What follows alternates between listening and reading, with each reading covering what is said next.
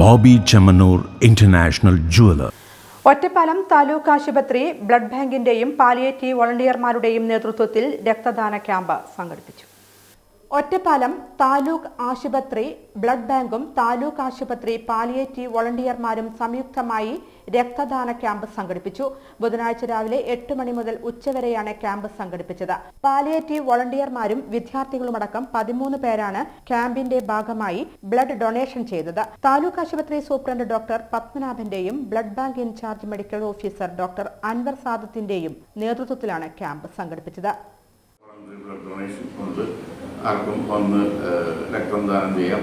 അതിൻ്റെ സർട്ടിഫിക്കറ്റ് കിട്ടും. സർക്കാർ ജീവനക്കാർക്കാണെങ്കിൽ അതിന് ഡ്യൂട്ടി ലീവിനും എലിജിബിളാണ്. ഈ സർട്ടിഫിക്കറ്റ് പ്രൊഡ്യൂസ് ചെയ്താൽ അവർക്ക് ആ ഒരു ദിവസത്തേക്ക് ഡ്യൂട്ടി ലീവും ഡിപ്പാർട്ട്മെന്റ് മേധാവികൾ അനുവദിക്കേണ്ടതാണ്. കഴിഞ്ഞ ഒക്ടോബറിലാണ് താലൂക്ക് ആശുപത്രിയിലെ ബ്ലഡ് ബാങ്ക് പ്രവർത്തനം ആരംഭിച്ചത്. 4 രക്തദാന ക്യാമ്പുകളും സംഘടിപ്പിച്ചു. ഈ ക്യാമ്പുകളിലൂടെയായി 140-ലധികം പേർ രക്തദാനം ചെയ്തിട്ടുണ്ട്. രക്തദാനം സമൂഹത്തിന് നൽകുന്ന വലിയ സംഭാവനയാണെന്നും ഇത്തരത്തിലുള്ള പ്രവർത്തനങ്ങൾ തുടരുമെന്നും താലൂക്ക് ആശുപത്രി blood bank in charge medical officer doctor Anwar Sadath വ്യക്തമാക്കി.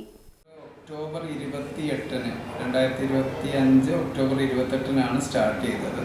അതിനുശേഷം നമ്മൾ ദിവസേന വരുന്ന വ്യത്യസ്ത തരം ഡോണേഴ്സ് 1, 2, 3 ഒക്കെ ആയിട്ട് വരുന്നവരെ നമ്മൾ അക്സെപ്റ്റ് ചെയ്യുന്നുണ്ട്.